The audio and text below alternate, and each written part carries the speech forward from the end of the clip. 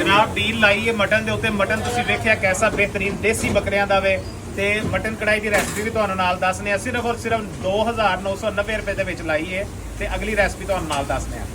लो जी कढ़ाई ते shall lie जे अपना 2990 रुपए किलो मटन कढ़ाई ते देसी बकरियां दा गोश्त। कोई बकरियां कोई पट्ठा कोई इहो जी शै नहीं जे। ते ए जनाब पहली सटे जरा ना 10 किलो कढ़ाई का आर्डर तैयार करन लगा जे। ए फड़ो जी उस्ताद आ गई 5 किलो इधर ते 5 किलो गोश्त का वेखो क्वालिटी तुसी पिंक पिंक जनाब गोश्त बेहतरीन बकरियां दा। इहदी नाल तुहानूं रेसिपी दसना वा।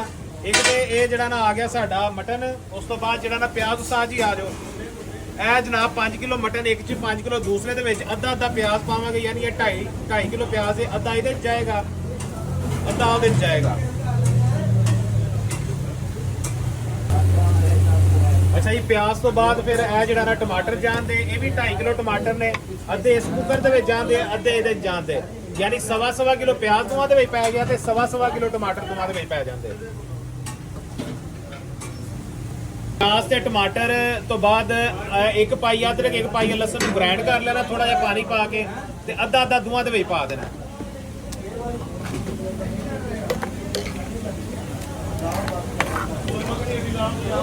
प्याज टमाटर अदरक लसन तो बाद जड़ा वा ना दही ये 2.5 किलो दही है अद्धा अद्धा दोवां ही पै जाएगा। सवा किलो एक च पै जाएगा तो सवा किलो एक च पै जाएगा। अच्छा जी 5 अपना 10 किलो कढ़ाई है 5 किलो दोवां कुकरां दे विच 2.5 चमचे नमक दे इहदे च पैन दे ते 2.5 चमचे इहदे च पैन दे पाओ जी उस्ताद जी बल्कि 3 चमचे पा दो।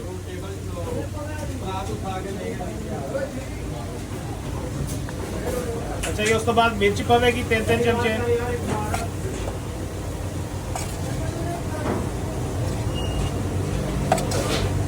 पवेगी 3 चमचे।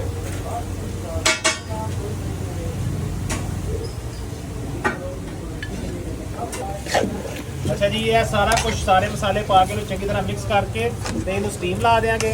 उस तो बाद घ्यो पा के कढ़ाई कर लेंगे तो साड़ी मटन कढ़ाई तैयार है।